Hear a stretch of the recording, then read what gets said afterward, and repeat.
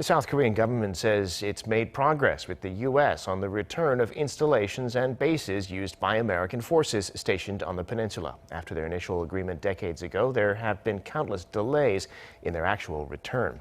For more, we go to our Kim Ji-yeon at Seoul's Defense Ministry. Ji-yeon, what's the latest?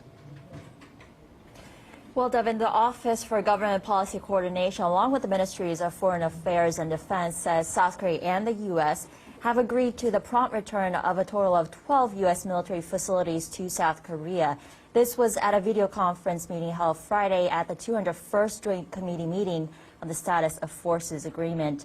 Those installations in Seoul alone include the U.S. Army Corps of Engineers Far East District, Camp Kim, 2 parcels of the Yongsan Garrison, including the South Post, Niblo Barracks, Seobinggo Compound, and the 8th Army Religious Retreat Center. The rest all in or near Yongsan-gu District.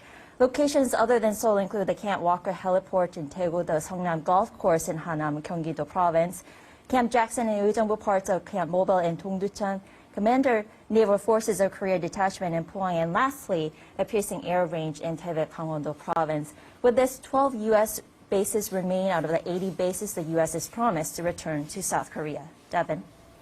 Well, this is not the first time the U.S. has returned military bases to Korea. Late last year, the two sides reached a similar agreement to discuss how they're going to share the cost of decontaminating the bases. Has there been any progress on that front? You're absolutely right. The two sides still seem to be in consultations regarding the decontamination issue, so it seems South Korea will be shouldering the cost until the two sides make progress in that front. Around this time last year, the U.S. had returned 4 bases. At the time, the Korean government has said there was a disagreement in determining which side is responsible for the cost of decontaminating the polluted parts of the 4 bases, estimated to cost more than $92 million US. An official from Seoul's defense ministry said future talks will go forward in establishing a mutually acceptable standard to the U.S.'s KISA principle, an acronym for the known imminent substantial endangerment to human health, for the U.S. to shoulder some of the costs.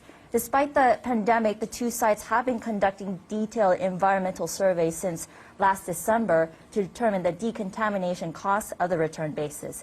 Back to you, Devin. All right, Kim Ji-yeon, thank you for that report.